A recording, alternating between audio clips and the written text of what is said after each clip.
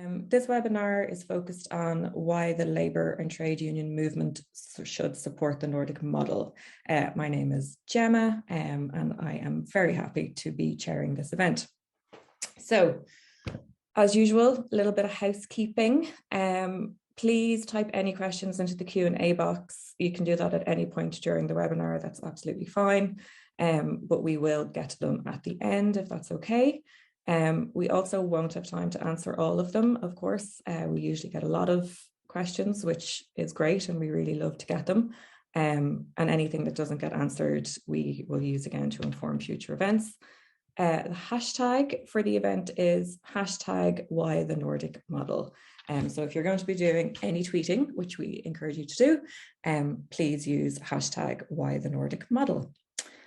So we have three wonderful speakers today, and I'm going to be handing over to them very shortly. I just want to really quickly run through what the Nordic model is, just because we are obviously aware that not everybody knows the ins and outs of it, and we just want to kind of set the scene for you. So I'm going to share my screen, hopefully. Great, and my co-presenters can tell me if they can't see anything. So this is a quote from a survivor that we like to start with, because we think survivor voices are extremely important in any of these discussions. So, prostitution has this way of stealing all the dreams, goals, and beautiful essence out of a woman. During my years in it, I didn't meet one woman who enjoyed what she was doing. Everyone was trying to get out. So this is something we'll hear a little bit about more later. The Nordic model is a legislative approach to prostitution, and the main focus of it is to address the male demand for paid sex. It was first introduced in Sweden in 1999. It's now in several other countries. I'm from the Republic of Ireland, and we implemented this in 2017. Israel, France, and a couple of others have also implemented it. What's really important about the Nordic model is that it's built upon a gender equality framework. So that's the foundation of this particular model. It's a three-pronged legal framework. So it criminalizes paying for sex, and very, very crucially, it decriminalizes anybody who's selling sex. And then thirdly, it provides support and exiting services for people who've been exploited through prostitution, which is also like the backbone of this legislation, is that it has to provide that support and services. The reason that the Nordic model was introduced firstly in Sweden is, there was a lot of research was undertaken, and this decision was based on the extent of women suffering in prostitution. There's a lot written about that you can look up afterwards, or take a look at our website for more of an in-depth analysis of the reality of being involved in prostitution and the violence that occurs. It was also based on the fact that sex buyers were actually quite ignorant of the consequences of their actions on the women. And men, of course, and transgender people who are all involved in prostitution. The idea behind it is to criminalize buying sex in order to deter men. A huge part of the Nordic model is around changing social norms. So, for example, Germany, who is a country that has a decriminalized legislation, legalized, with some regulations. It has a rate of prostitution of between 30 and 40 times that of Sweden. So that's just an example of how legislation can really affect a country and the social norms within it. What's really important with the Nordic model is that it's implemented well, and part of that implementation has to include, and does include, training for police and other officials who are going to be dealing with prostituted people. Huge public education campaign, investment in policing of sex buyers, and also, as I said earlier, a really good investment in services for women, and again, any prostituted person, and also addressing poverty and inequality, because we all know that the reason many people end up in prostitution is because of poverty. The results in Sweden, so far there is no evidence that the prostitution market has gone underground. Countries that have implemented this particular legislation become a hostile destination for international sex trafficking, because the market simply isn't there. It has a significant normative effect. And again, this is, what is deemed by a government as legal is usually going to be seen as acceptable by society and vice versa. So it has that normative effect. It changes people's attitudes. So gradually the norm is going to be that it's not acceptable to buy, and young men will change alongside that. Again, the intention of the law, it's absolutely located in violence against women and decriminalizing anybody who is selling sex. And it is so far the most effective approach at shrinking the prostitution market and reducing demand. And that includes demand for human trafficking. So that is a really quick intro before I get to our wonderful speakers. We are very honored to have these three amazing women with us today. And first off, we have DIANE. DIANE MARTIN CBE is our first speaker. She is a sex trade survivor and activist. She has spent over 25 years supporting women to exit commercial sexual exploitation, including 15 years as the founder and director of a specialist service for women involved in or exited from prostitution. She has worked extensively with government, local authority partnerships, the criminal justice system, and NGOs to develop and improve strategy, policy, frontline services, prevention and exiting options within a violence against women and girls framework. In 2013, DIANE was awarded a CBE for services to vulnerable women in prostitution. She is currently chair of the A Model for Scotland campaign and a vice chair of the OCSE's International Survivors of Trafficking Advisory Council. So DIANE, after that impressive resume, I will hand over to you. Thank you so much. It's great to be here with you all today, and to be with the panel here, and also obviously those of you joining us online to have a dialogue about this very important topic and the role of trade unions. So often we might hear the term sex work bandied about, not terminology I would ever use, but I think it's a good starting point for what I want to talk about today, which is more obviously along the lines of the work aspect of it. But just to say, in terms of sex, yes, sex acts are involved, but it is unwanted sex, which means it's exploitative. Money can't buy consent, and we can't consent to our own exploitation. As for work, for those with a vested interest in it, it's often presented about being about labour rights. If we could just get that right, then all would be well. But no, we see that in countries that have tried to achieve this, that it's been an utter failure with very real and unacceptable human costs.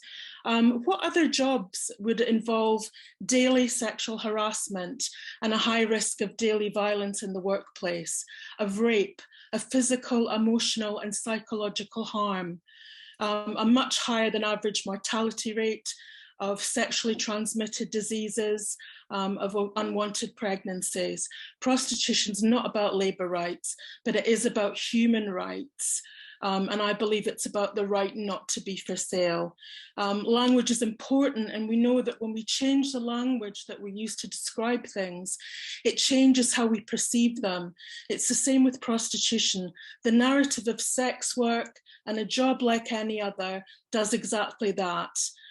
Pushing an agenda of legalization or full decriminalization seeks to reframe the sex industry, where women in prostitution are just service providers, punters are clients, and pimps and traffickers become managers and facilitators.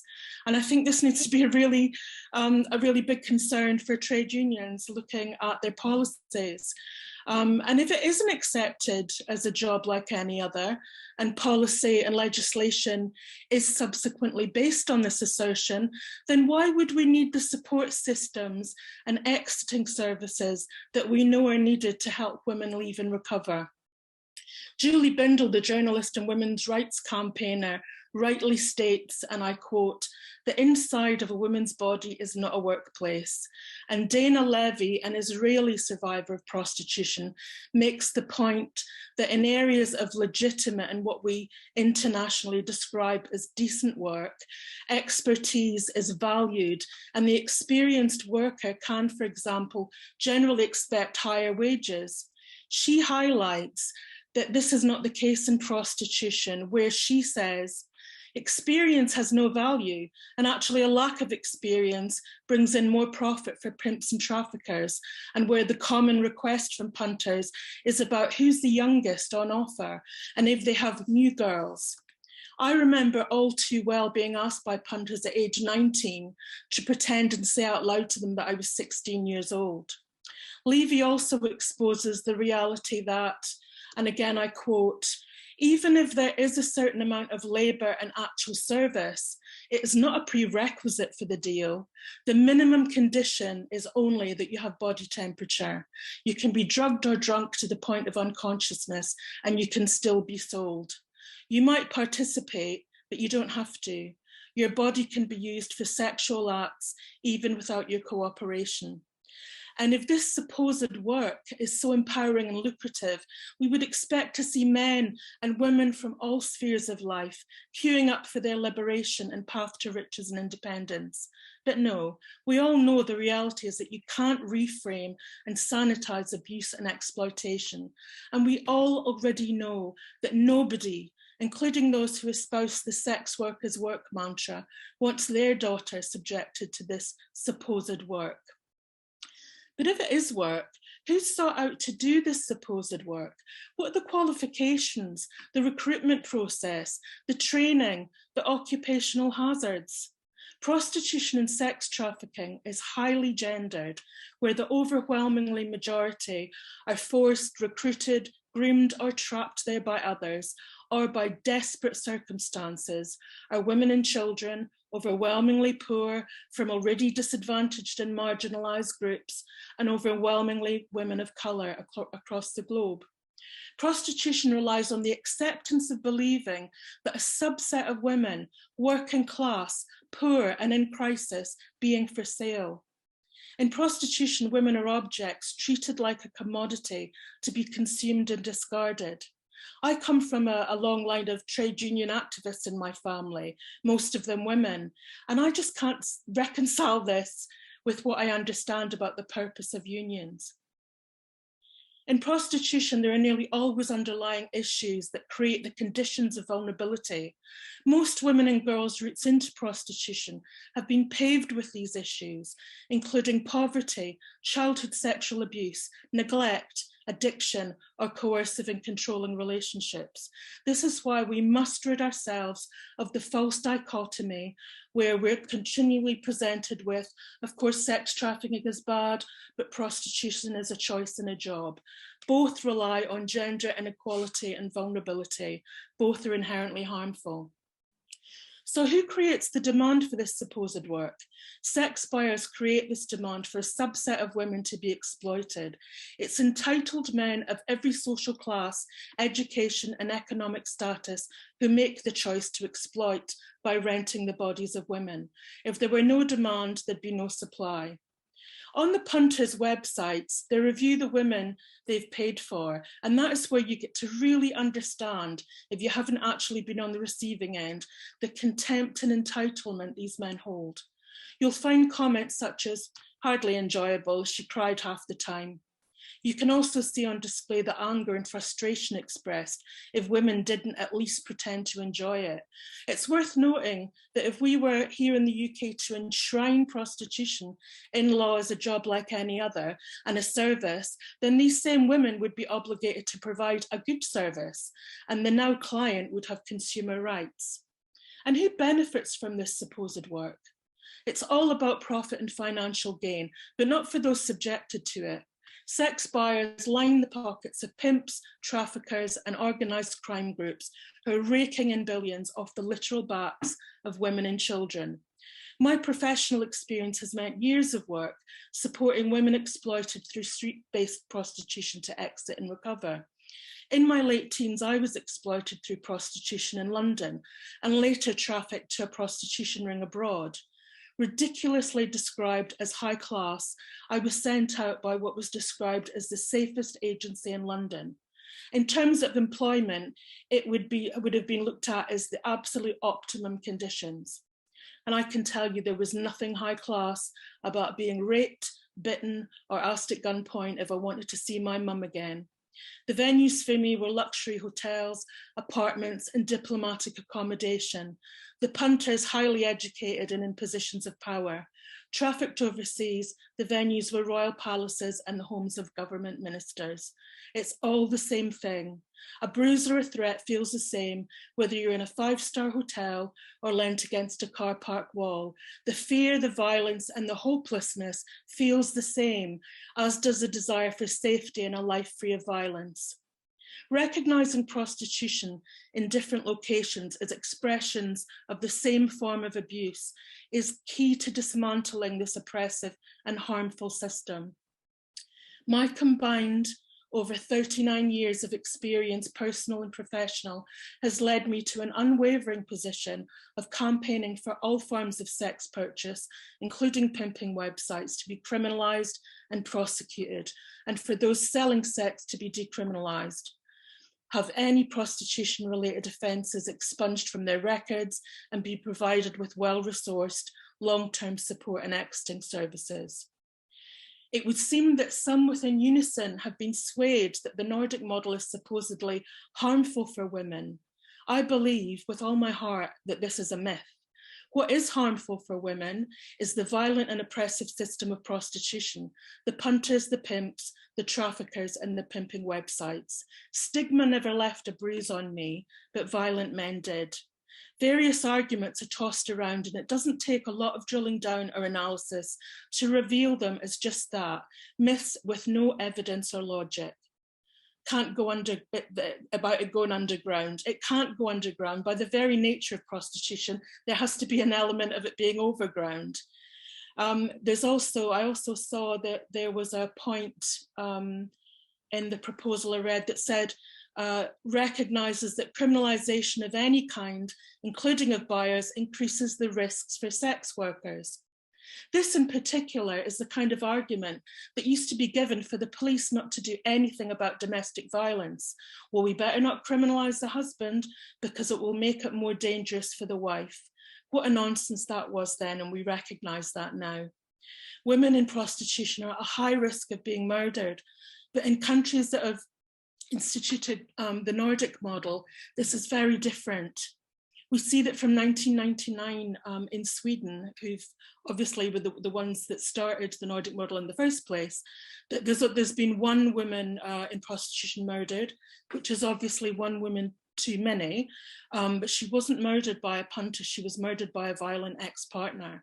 Whereas in Holland, we've got 127 murders of women involved in prostitution, and a high number in Germany as well. So it's not stigma that's the problem. To conclude, in this work, this supposed job, it's just the same old exploitation and violence visited upon the bodies of the world's most vulnerable women and children, day in and day out. Exploitation and violence should never be privatised. It should be exposed, and those inflicting the harm, those creating the conditions for it to flourish, and those who profit from it should be criminalised and held accountable. Increasingly in our society, we see the normalising of prostitution, of the entire sex industry, and of violent pornography getting more of a foothold and being mainstreamed at an alarming pace. In recent weeks, John Oliver, a British-American broadcaster, stated that the difference between sex work and working at Subways is that at least in sex work, you actually know what the customer is eating. This white privileged man thought that this was factual and a good joke. Survivors of the sex trade are not laughing because we know that making sandwiches is preferable to having strangers shove their penises in your mouth or being raped. Thank you for listening. I look forward to hearing my fellow panelists. Thank you, DIANE, and we really appreciate that input. I think you've done a really good job of setting the scene and really laying out the some of the myths that we hear a lot about the Nordic model, and also the realities of prostitution. So we all really appreciate that input. So to keep us moving, I really want to introduce our next speaker. Brona Andrew, you're very welcome, and thank you for joining us. Brona has been working with women exploited in systems of prostitution for over 20 years. She is currently the operations manager for TARA, a support service for trafficking survivors, and the Roots Out service, which supports women selling sex in Glasgow and addresses prevention, exiting, and tackling the demand for prostitution. She's a member of the Scottish Parliament's cross-party group on commercial sexual exploitation, and is also a member of Unison. Brona, we are so excited to hear from you. I'm going to hand over to you. Thanks very much, Gemma, for that introduction. I'm not sure how I can follow Diane, but I will give it a go. So thank you very much for asking me to talk to you today. I'd like to share with you what I've learned over the last 20 years or so. As Gemma said, my name's Brona, and I've been working with women involved or trafficked into the sex industry in Scotland since 2000, and I've been a member of Unison for all of that time, and I now manage 2 services that provide specialist support to women. Over the years, I've listened to women and worked alongside them and tried to raise their voices. It's not an exaggeration to say that all of those women had experienced some kind of abuse or trauma before entering the sex industry, either as a means to survive and provide for themselves and their families, or through deception and coercion. In my experience, pathways into the sex industry involve women making complex decisions based on survival. The women I have worked with have shared with me their stories of childhood abuse and adversity, of surviving male violence, cultural harms, of being treated as less than men, and having far fewer opportunities leading to poverty. Last winter, the Encompass Network, which is a network of specialist services in Scotland, undertook a snapshot over the course of a single week to illustrate the women that were accessing services. And from that snapshot, in the single week, they found that across Scotland, 150 individual women accessed services. Those women were aged between 18 and 60, with most being between 30 and 40. 57% of those women were born in the UK, but other countries included China, Vietnam, Albania, Nigeria, Romania, Brazil, and Iraq, to name a few. Of those women, 16% had a physical disability, 80% had mental health issues, including anxiety, depression, and formal diagnosis of trauma. 5% were being assessed for learning disabilities. 47% had an addiction issue. And of those who weren't identified as trafficked, 83% disclosed experiences of domestic abuse. 38.5% of the women had been trafficked and exploited in the UK or abroad, with some having been exploited across multiple countries. And 20% of the women had become involved in selling or exchanging sex before the age of 18. The women accessing support that week needed help to uphold their basic human rights to safe housing, benefits and financial support, legal advice across civil, criminal and immigration issues, debt advice and support, health advice and access to services, safety planning, access to interpreting services, and support to exit. The findings of that week reflects the experiences of the women I've supported over the last 20 years. Women's opinions on what governments should do are as different as they are, with some ranging from full legalisation to support of the Nordic model. However, I have met very few women over the years who viewed selling sex as work or just a job like any other. In my experience, women's views change with their journey, and those still involved in selling sex are focused on their safety, psychological and physical, and they're worried about being prosecuted. Therefore, they think that full decriminalisation or legalisation is the way to go to keep them safe. But those who are looking to leave or have exited or have escaped trafficking are more able to reflect on their experiences, and they tend to conclude a model which protects and supports the sellers but looks to sanction the buyers as preferable. With regards to those who pay for sex, it is overwhelmingly men who are the purchasers from both women and men selling sex. Information gathered in Glasgow pre-pandemic on kerb trawlers highlighted that the men paying for sex came from all sorts of backgrounds and ages and included tradesmen, professionals, church ministers, students, men who are unemployed, financial advisors, GPs and retirees. During the pandemic, women spoke of men's apparent disregard for their health and the health of their families and those they shared a home with. Craigslist was littered with men seeking to pay for sex, with many looking to exploit women's financial vulnerability during furlough and at a time where jobs were precarious. Some of those comments include, any genuine girls offering meeps, happy to pay but not paying exorbitant prices. Just remember, this isn't Viva Street. Any single mums struggling with this lockdown and coronavirus? Willing to do something. Some of these daft bitches are charging 50 quid just for a BJ and £80 to 140 for a quickie. They need to get real. Times are tough. Not everyone has lots of money. So guys, stop making the girls greedy and give them a reality check. More recently, the war in Ukraine and the massive displacement of women and children has led to international concerns around sex trafficking. Thomson Reuters found that there had been a 200% increase in internet searches for Ukrainian escorts across the UK since the war broke out. And in Ireland a couple of weeks ago, one of the largest escort websites advertised war-inspired fantasies with Ukrainian women to male sex buyers. The sex industry is motivated by profit, which is made available by the demand from punters. The TARA service, which supports women who have been trafficked to meet this demand, worked with 120 women in 2021-2022. We did a back of an envelope and conservative calculation that if each of those women were exploited for a year with 25 sex buyers a week, over £10 million was generated. I can tell you now that those women did not see any of that money, with the overwhelming majority presenting to our service as destitute. We know that when the sex trade is normalised and legitimised, that demand increases and that the traffickers move in with the poorest, most marginalised and vulnerable women trafficked into a mushrooming, illegal and unregulated side in order for them to maximise their profits.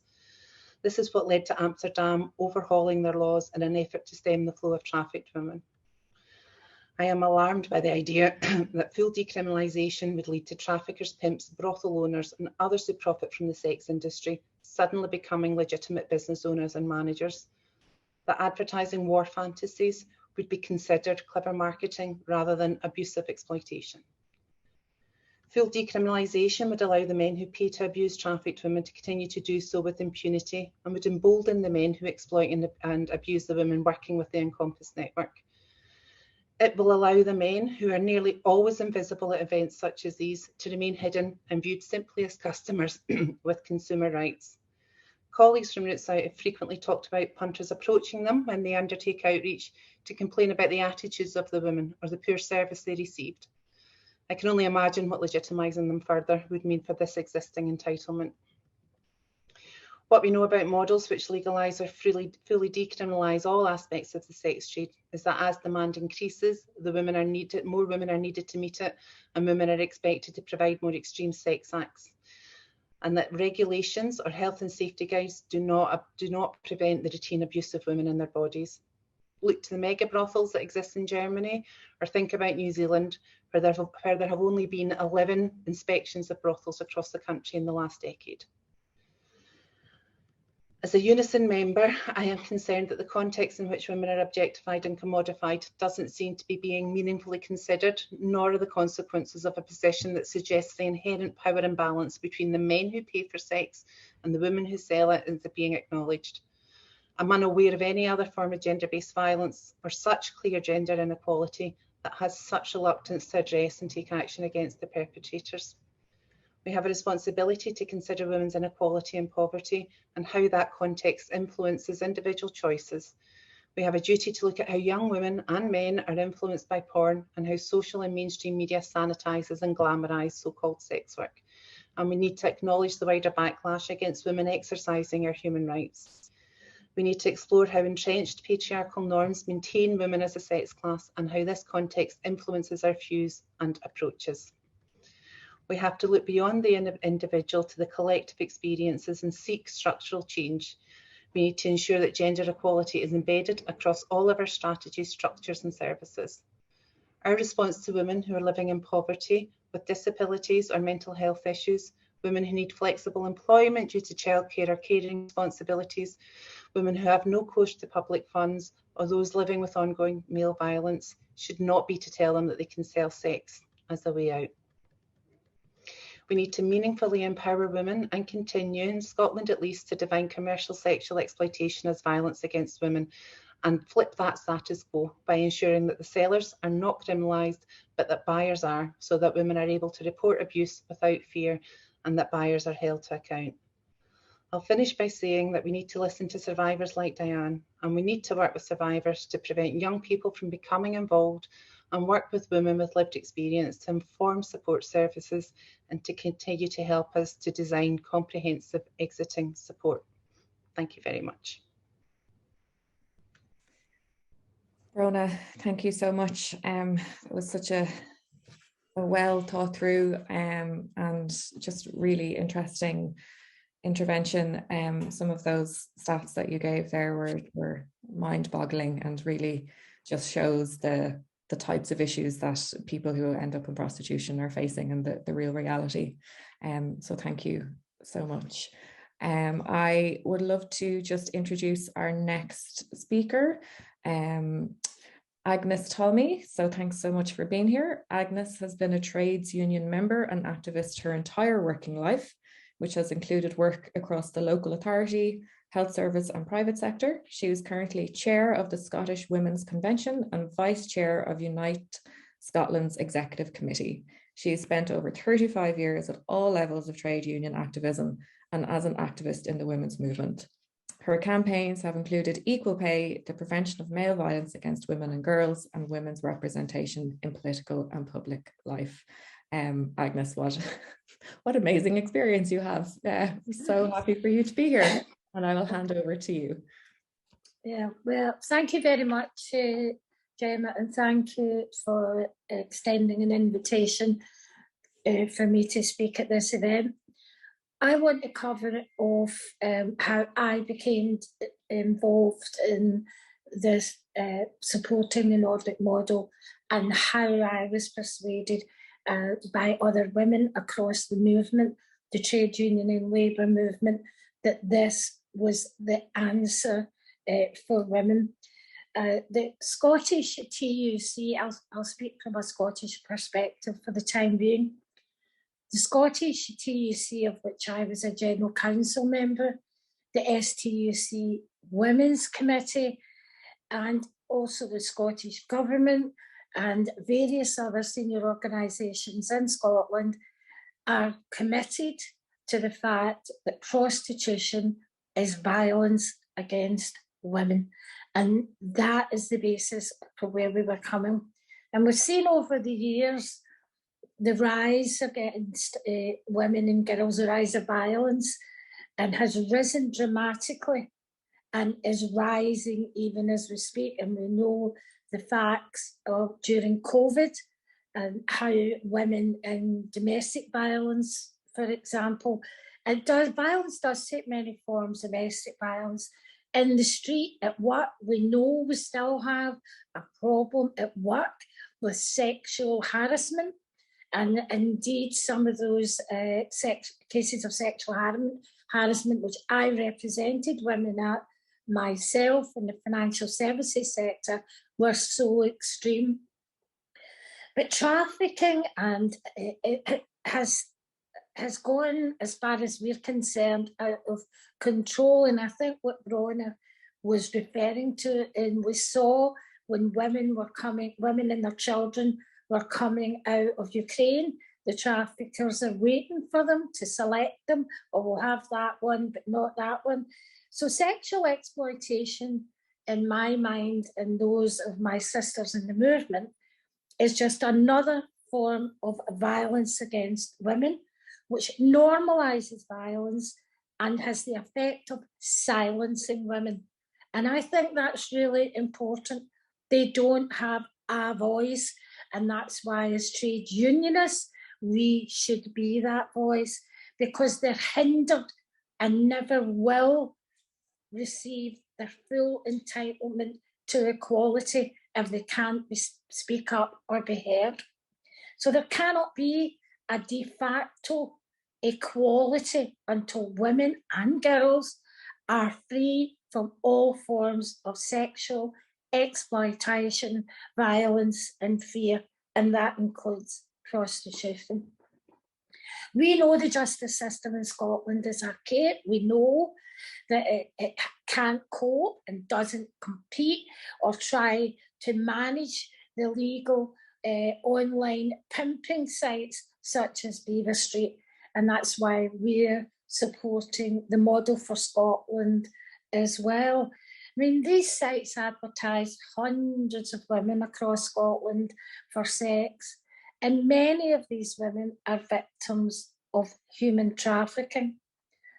And profiteers, pimps, and organised crime groups use these websites to create a mainstream market to sell women for sex. And these pimping websites are legal and provide an online catalogue for men to choose from. They enable abusive men to easily and quickly select and order a woman to exploit while remaining anonymous in the process. And the reality of that is that the billions of pounds that are being spent by men on these sites means that these billions of pounds are not going into families, many of whom are struggling in poverty and heating poverty and food poverty, but these men still take that money from their households and put it in to buying women for sex. And I think that's something that we need to examine and address, because it's really important when we talk about women in a household having to go and have sex with a total stranger to get money because she's poor, when her own husband might, a partner might be doing that.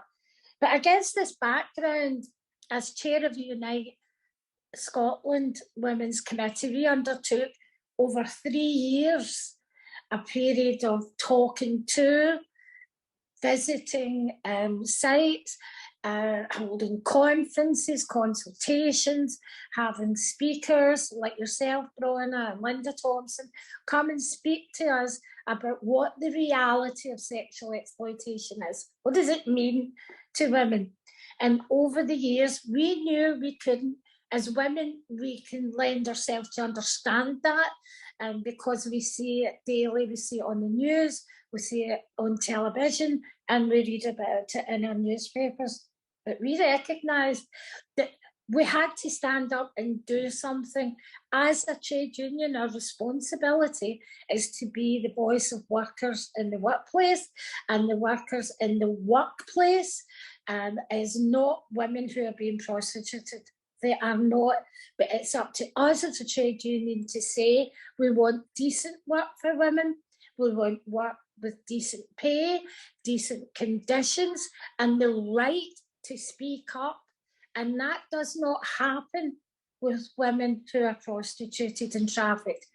But if we can change our society to a different model, a model that says you do matter. And I think more than anything, that's why trade unionists have to support the Nordic model. They have to say it has to change. We cannot continue with men buying women as if they're ordering a takeaway, or Chinese or Indian or whatever. It is absolutely outrageous that women can be bought and sold like this. And I don't know how anybody, I really don't know how anybody in their very soul can say that that's okay, because it's not. And again, another speaker said, I think it was DIANE, these men are looking for younger and younger women. And that means our girls. and we have to protect them.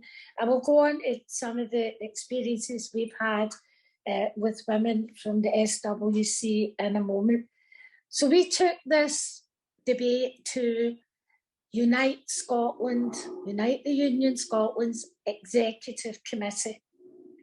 And we ran this through a conference and through the committee, and we invited the committee to some of the conferences or meetings with speakers so they could hear firsthand the actual experiences, not the dreamed up ones, but the actual experiences of what women are facing, trapped in that life. And we won that. We won that argument, and Unite Scotland has now got its logo on the Model for Scotland, which is supporting the Nordic model. And I know our regional secretary, Pat Rafferty, is as proud as a peacock, because he, like many other men, this isn't just a women's battle. There are many men in Scotland. John Keenan from the CWU was a fantastic supporter of getting women and girls out of violent and aggressive situations, and particular sexual exploitation of our young girls and children. And that is really important to remember. This is not just our battle. We want it cleaned up and sorted out for our families as well.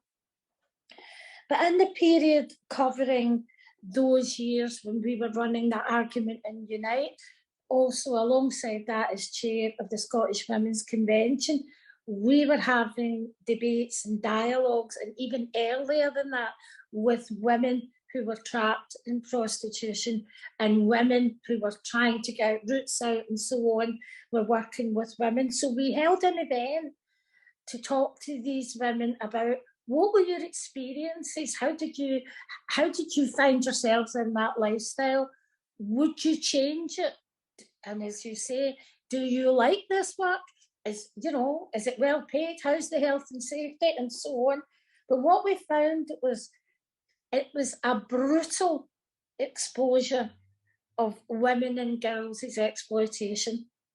Absolutely brutal.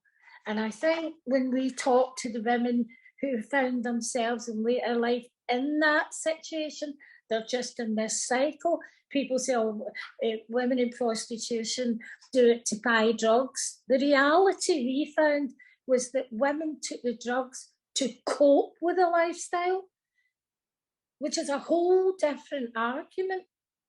And so on.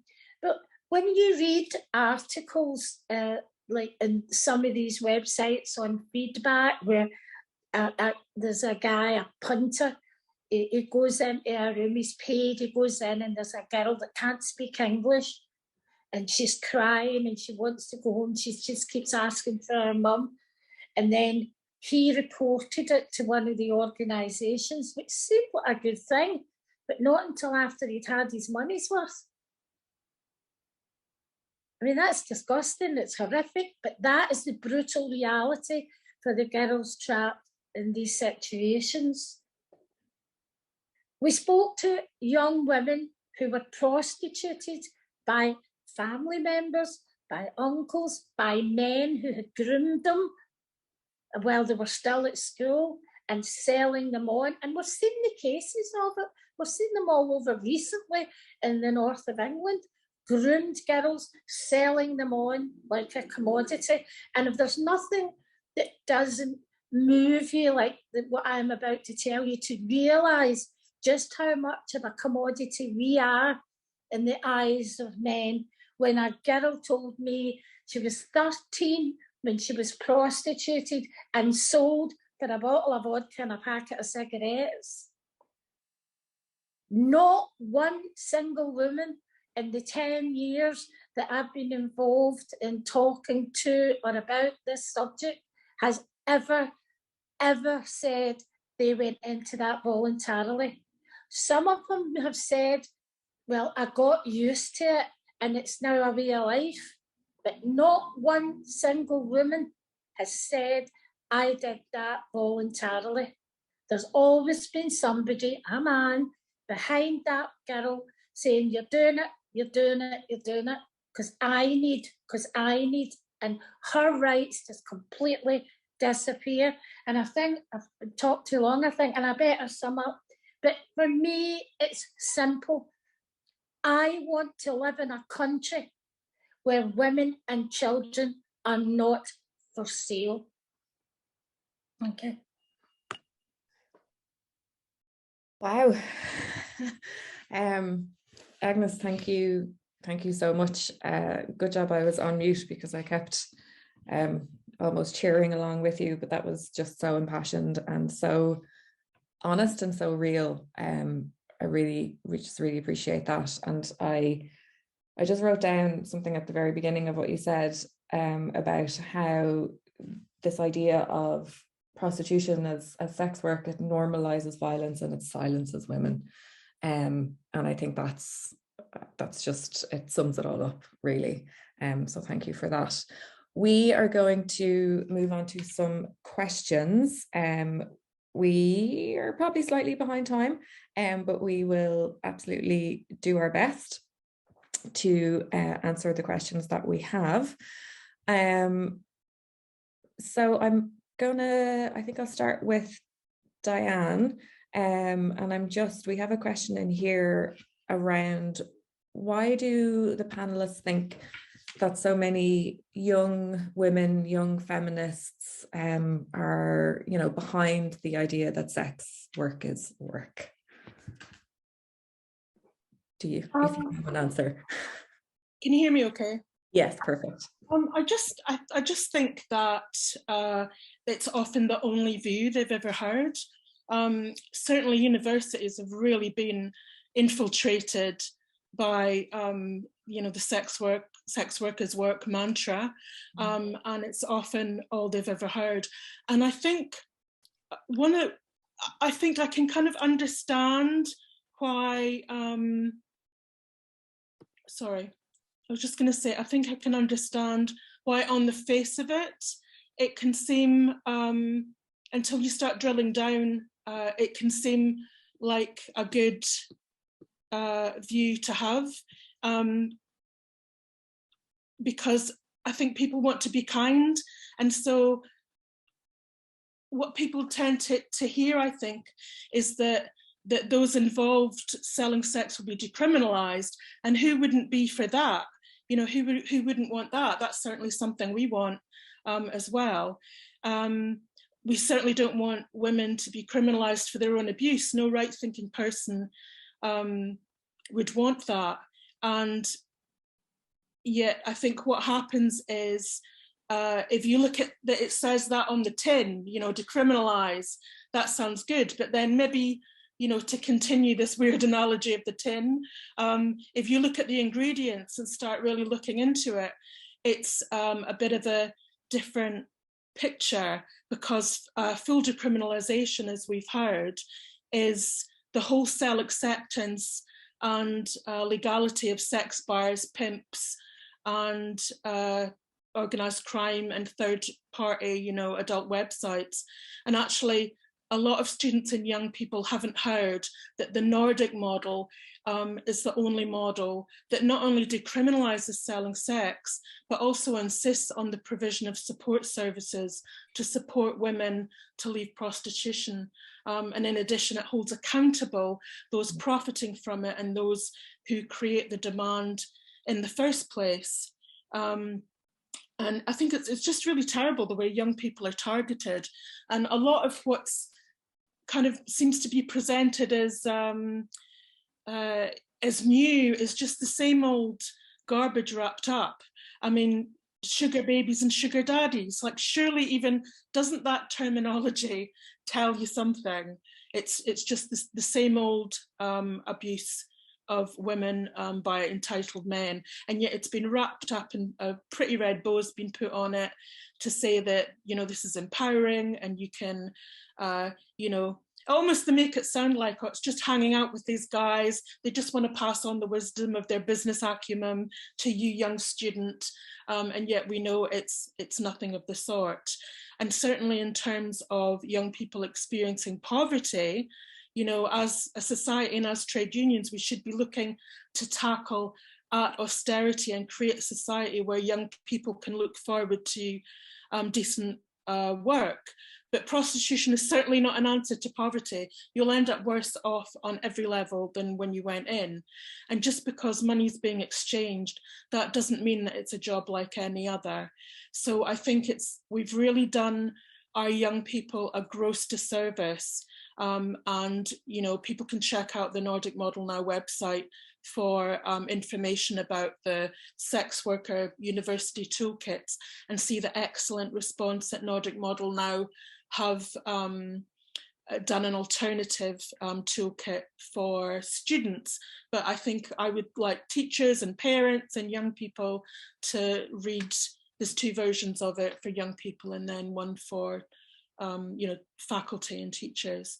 So I think, sorry, I've taken a long time to just say all they've heard and what's been mainstreamed in society through all sorts of different, you know, social media, pornography, everything like that.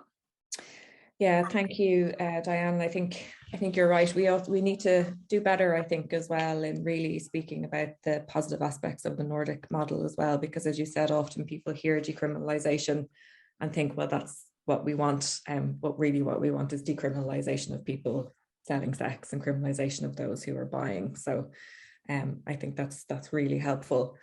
We have another question in, and that is around somebody is wondering of how your experience in engaging with trade unions has worked. What does it look like? And would you have any advice for feminist organisations on what the best way is to tackle the idea of the Nordic model within a trade union and kind of engaging around this issue? So Agnes, I might ask you if you have any advice to give our questionnaire. I think this is about education.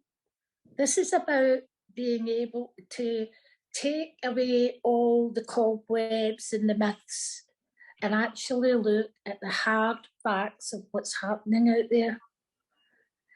So trade unions are a really good place and source of education. If you want, first of all, you get people that know what they're talking about. Let's be honest, there's organisations out there where it's not in their interest for us as women or citizens of our countries to have the Nordic model. They don't want it because that interferes with their business, their profits and their money. Our role is to give a voice to the women who are trapped, lured and trafficked into that industry or trading human beings. So I would say, do you do what we did in Unite and the Scottish Women's Convention? You ask the women to tell their stories and also to speak to people like Brona, Diane, Linda Thompson. There's lots of women out there, Kat Banyard, Julie Bindle. These are women who are willing to come along and sit and talk to you, your women, your associates, your committees if it's in a trade union, about what it's really like. And then from that, in the good old traditional way of trade unions, you then challenge and you then speak up on behalf of your sisters that are trapped in that world, and you take the initiative and the ownership and you find the courage to fight back against it, because it's not an easy battle. It really isn't. You have to dig deep and you have to go on with it. But once you're armed with the knowledge and the truth of what's going on out there, it makes it so much easier, because you know in your very core that you're doing it for the right reasons and you're doing it for our future, our girls, our sisters that are coming after us, because there's no way the majority, in fact, I would find it difficult to find a woman on this planet, or a man indeed, whose daughter walked through the door and presented that I've got a job and it's a good job and I'm going to be going up to Glasgow in Glasgow to be a prostitute because the money's good. I don't think there's many parents would sit and say, hold on a minute, we need to have a conversation and we need to start talking in the terms that people understand. We need to start using the language that people understand. I think this is a class issue as well. I'm absolutely convinced of it. So you do get educated around the subject, what's really happening in the countries that have the Nordic model, compare them with the countries that don't, and then see the difference. Yeah, super. That's really helpful. And I think if anybody wants any follow-up questions, they can also send them in to us and we'll be able to follow up further on what you can do as an individual and alongside your trade union. Brona, I want to quickly come to you because we're running out of time, but there was a really interesting question in the chat around why we are not criminalising people who sell sex, why we're only focused on the buyers. And I think that's a really interesting question. And if you could give us a very short, snappy answer, no pressure. Give it a go, short and snappy. I'm not sure. But I think what I've learned over the years is that, simply put, women who become involved in prostitution, whatever pathway that has been, it's really been about a lack of choices and options, and that this is women are involved and continue their involvement because of lack of opportunities to get out. And they're doing it purely for survival behaviour. And I think it's important that we view women as that we understand that context women are making those decisions in. When you're looking at buyers and sellers, the only people that really have a choice there are the buyers. Women are there because they have to be. Buyers are there because they choose to be. And I think that's one of the reasons why we need to understand the complexity and the fact that it is a form of violence against women, and we don't criminalise survivors of other forms of violence against them. So why should we do for women? But we need to look at the buyers and challenging that demand. It's not going to solve it all, but it's a really, really important tool in the toolkit. Perfect, thank you. That was very short and very informative, so thank you. We have 1 minute left, but I want to go over to Diane really quickly because I know that she has a very important call to action for you all, and then we will wrap up because I know we're running out of time and people have work to do. Diane. Yeah, I did. Yeah, it's about 3 minutes, but if people need to leave, then just feel free to go. Yeah, I just wanted to say that, trade unions have fought and continue to fight for our rights and have made great strides and improvements along the way. And women have fought hard for our rights to vote, our rights to self-organise and to improve things for those that come after us. On many fronts, we're seeing those rights currently eroded. Prostitution cannot be described as decent work as we understand that to be. It's exploitation, it cannot be made safe, health and safety cannot be applied, and where this has been attempted, it has failed miserably. And I want to implore every trade union member and every trade union leader joining us today to listen to survivors and to keep your eyes open to the realities of prostitution and to reject it as a job like any other, and instead be on the side of women who are exploited and used in this way. Poor women, working class women, women in crisis, and women fleeing war, and reject the sex workers' work narrative and the myths presented about the Nordic model. The ramifications of a union ceasing its support of the Nordic model would be far-reaching and not in a good way, and would then leave a gap for what I imagine is part of a strategy by those who want to see the adoption of full decriminalisation of the sex trade as policy. And let's be clear, full decriminalisation is for all intents and purposes basically no different from legalisation. And if we want to look at what that looks like, we only have to look at Germany and the Netherlands. Germany has earned the title of the brothel of Europe, where every day there are over 1 million sex purchases. That's every day, and where nearly all the women for sale have been trafficked. This is not about labour rights. Where this has been tried, it's failed. It's failed in Germany and the Netherlands, and they know it, and it's failing in New Zealand. Supporting the commodification of women's bodies must be rejected. It's irreconcilable with equality.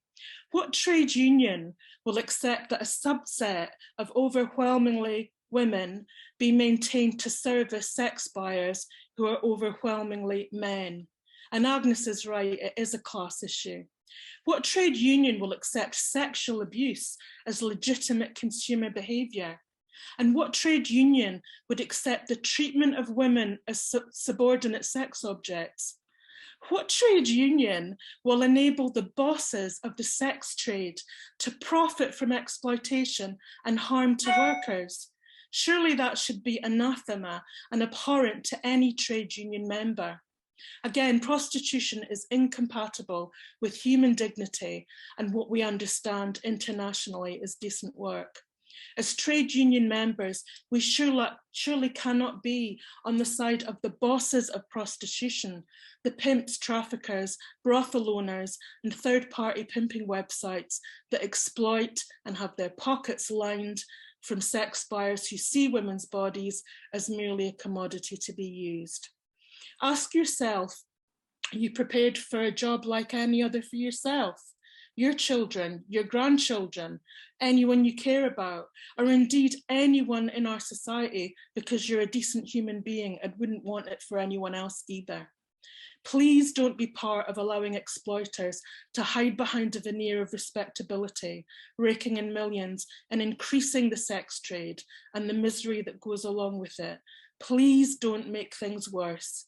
Stand instead, as trade unions have always sought to do, with those being exploited, and make things better. Thank you.